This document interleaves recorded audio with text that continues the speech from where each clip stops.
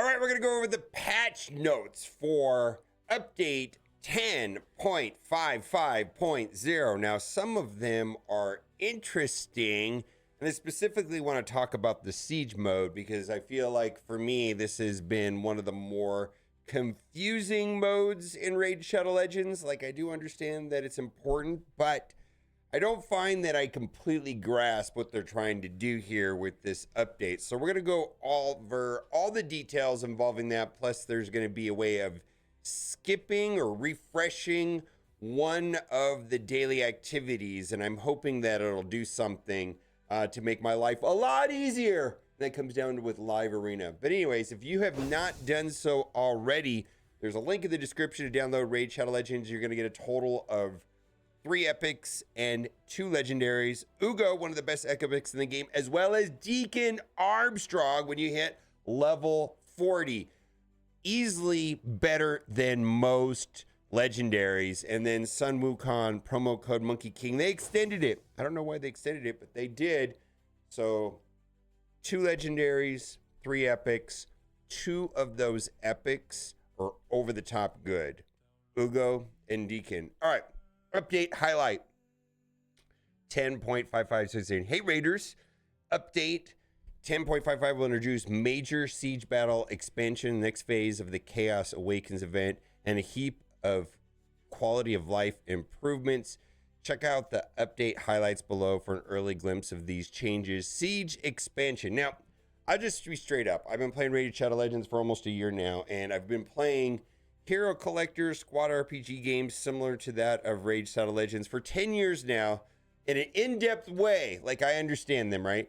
And Siege confuses me. I don't feel like the introduction to Siege and the importance of Siege has been explained well through in-game, right? I mean, I feel like there's tutorials and things I could read outside of the game. Luckily for me, I've got somebody in my alliance that is really handling it. I go in and do my 4 attacks. I do what he tells me to do, and that's great. That's fine. But the main reason why Siege is important is Feral. Feral gear is one of the best pieces of gear in the game, specifically if I can put them in the accessory slot. Because anytime in the accessory slot, I can get extra accuracy. Because in the accessory slot, I'm really only going to be able to get accessory accuracy and speed out of the 3rd piece. But if I could get these 2 right here to be feral, right? And if they're feral, then I'm going to be getting 40 accuracy plus 5% speed on a 2-piece, right? That's great. That's great. I mean, that's perception, right? Is that better than perception? That's exactly the same as perception. My goodness, it just clicked with me how good that is. So, for sure, feral gear is of high importance because even compared to like perception, you know, which is just a 2-piece, you can get 2 pieces of feral that does the same thing, and then you can get the 3rd piece, which is another 40, right? So in that sense, I'm interested in Siege, but all the mechanics and engagement with it, in fact, a lot of the posts that I've read here on the forums is like, yeah, why are they working on Siege? I don't really like the Siege game mode that much. And it's like, well, I think they're trying to make it that people like it. So let's get into it. New building levels. Highest possible level of all clan fortress building will increase to 3 to 6, and each new upgrade will unlock more defensive team slots. Level 6 stronghold, 30 defensive teams. Level 6 mana shrine, 18 defensive teams. Level 6 magic tower, 9 defensive teams. Level 6 defense tower, 12 defensive teams. See, like, I look at all that, and I'm like, I just do my 4 attacks. Set my defense and do my 4 attacks. All right.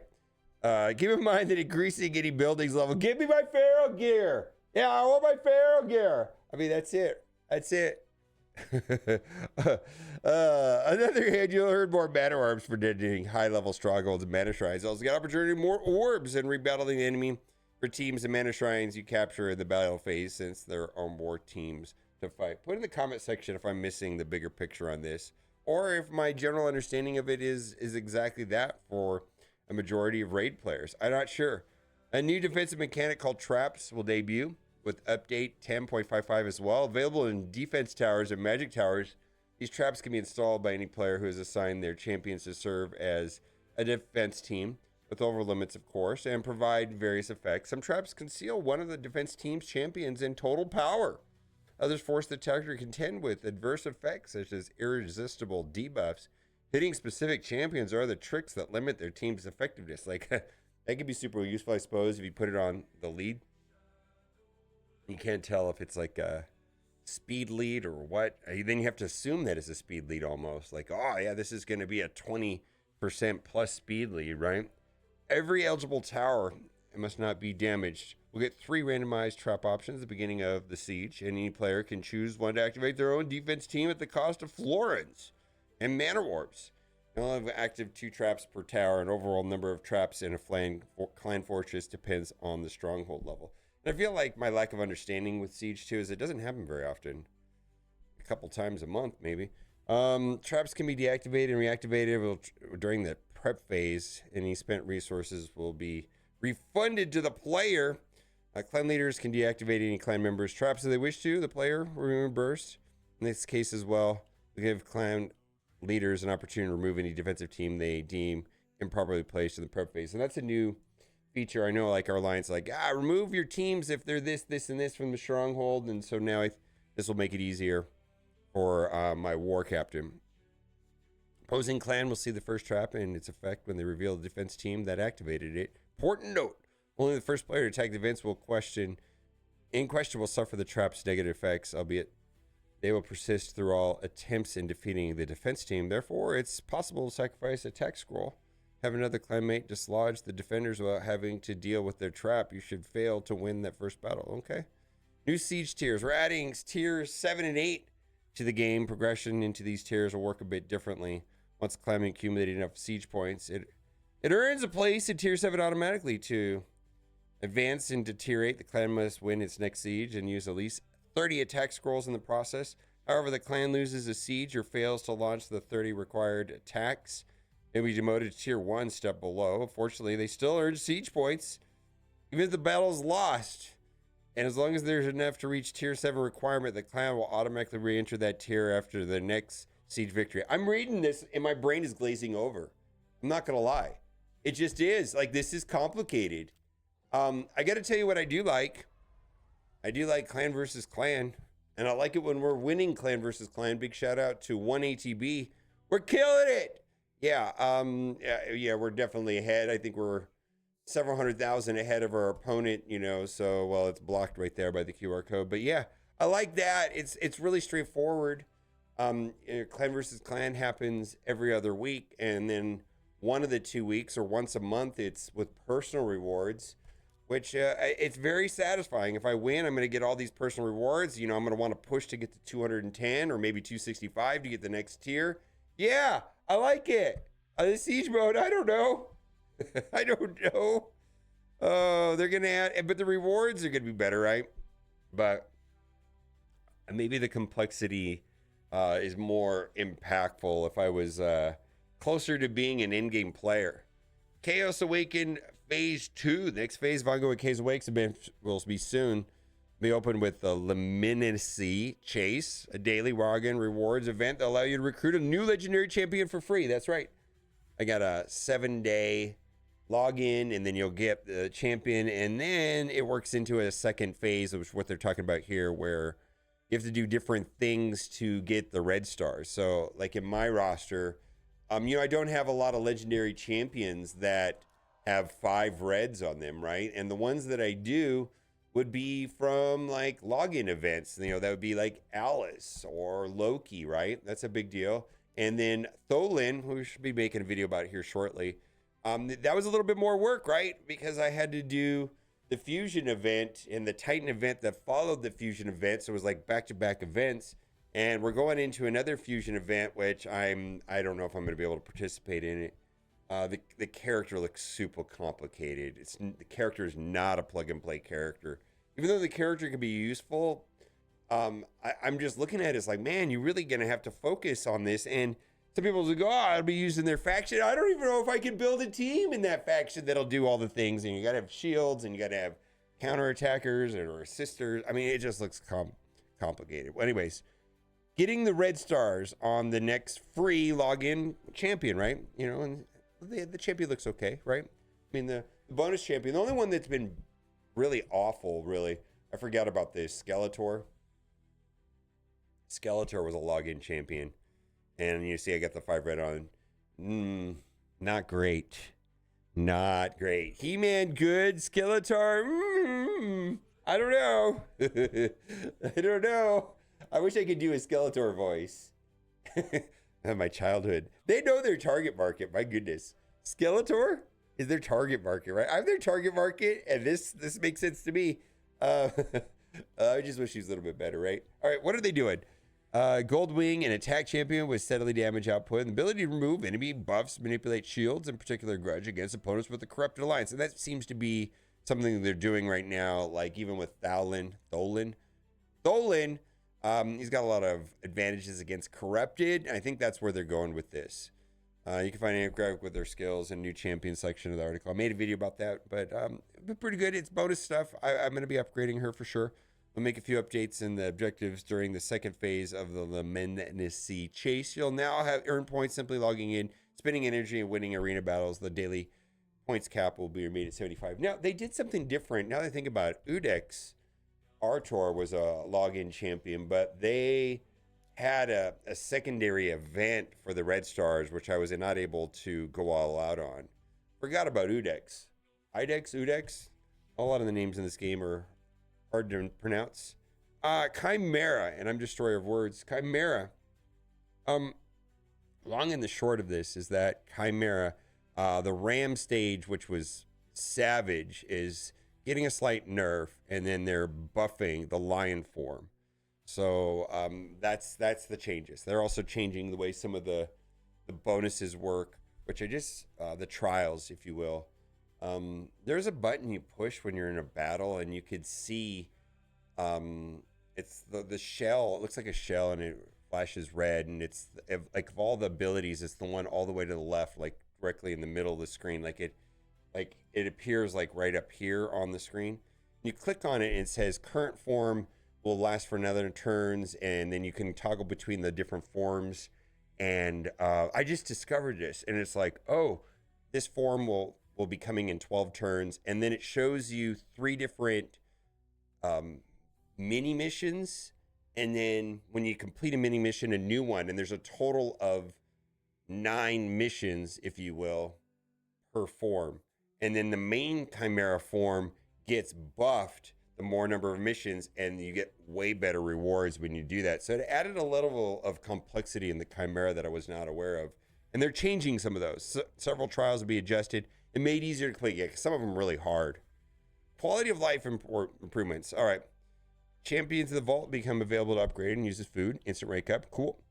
A new option called Commission will be made available in the Faction Guardian tab. I'm not going to be using this right away, but this is to free up room. Commissioning champions inside the Faction Guardian chamber will permanently grant the chamber bonus. Removing the champions from storage, unlock the chamber. Maybe I will with the rares, because the rares are just clogging up my inventory, I suppose. Get an option to refresh certain advanced quests if you don't have them, if you don't find them suitable. The new feature was limited to 1 refresh per day, but several quests may be available simultaneously. You get to choose which one to refresh. Now, they had, this is in the video right here, and they show this, the advanced quest. And for me, the one singular advanced quest that is the biggest hassle for me, where I, 1, don't really enjoy the gameplay, and 2, it's only available a limited amount of time per day, and that is Live Arena. And unfortunately in their video, because this is going to be the refresh button, right? Let me move over.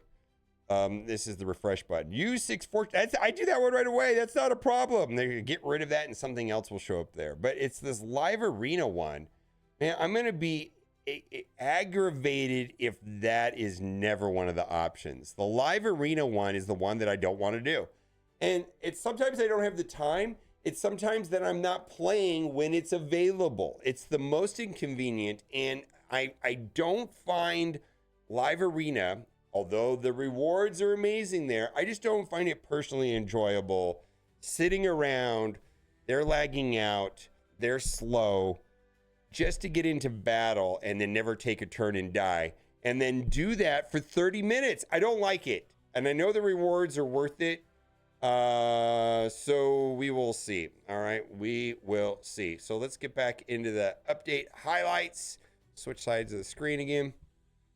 Get an option refresh certain advanced quests. Clan quest survived. Yeah, that's, I feel like this is a kind of a non-event.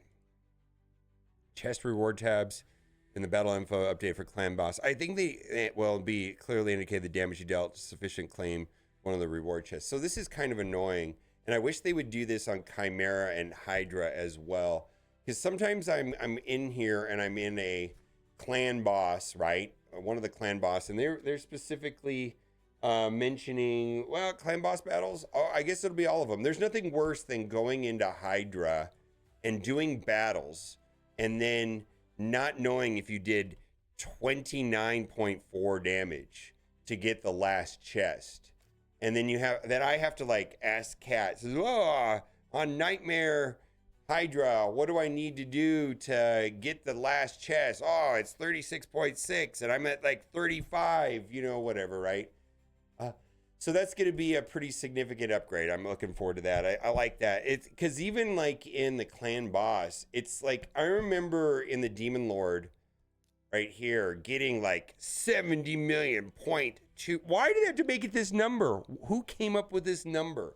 Why not 70 million? Why not 71 million? Why 70.28? One time I got 70.24. So apparently you're going to be able to see if you made it or not in the battle screen. And the final, like if you want to keep it or not, right? Let's see right here. I'm going to reread that because that's the way I understand it reads. The chest rewards tab, accessible in the battle info memory, will be updated for clan boss battles and will clearly indicate if the damage you've done is sufficient to claim one of the reward chests. There you go. So that's going to be important for me in Chimera and in Hydra. Because I've made a point to it to memorize before I go into battle. Okay, I've got to get 36 million. But I can't tell you the number of times it was like, I'm not sure. I don't remember. Then I have to go on a different device and Google it or whatever, or go find Kat and open up her account. All right. The rank up items, chicken and feast, will be stacked up in rank in the tavern menu. Avoid unnecessary clutter. Get a slider. Choose the number of chickens you wish to upgrade champion's rank. I think that's pretty cool. Chicken stack. I never have an abundance of chickens for that to be meaningful. Like maybe I'll get like 3 or 4 rank 3s, but I don't know. Increase the size of silver gold tiers in tag team arena. Cool. This has been a hassle for some of the, I don't know if it's the Rambatu or the Marius missions. Tag team arena, you got to do well. 19 champions will receive A-head behavior tweaks, better perform in PvP and PvE modes. You'll find specifics in the dedicated in-game news article about these AI changes. So there's 2 other things not mentioned here that my understanding are arriving or should be arriving soon. And one is in Minotaur, where there's going to be a super raid feature in Minotaur. I welcome that. And then also a way of ending, like when you're done. Like right now, I'm got all these champions running, but like I don't want it to run when there's no more scrolls to be awarded. So they're going to add a tab apparently to prevent that from happening. It'll end the battles, because that could be a big waste of gems, right? And so super raids. And then the other thing they said they were going to do, and this is probably the number one requested community thing is, or gripe that is about the cost of removing silver, of removing artifacts with silver. And they said they're going to provide in 1 hour, like one of these things, one a day, so that you'll have a 1 hour window where it'll have no cost.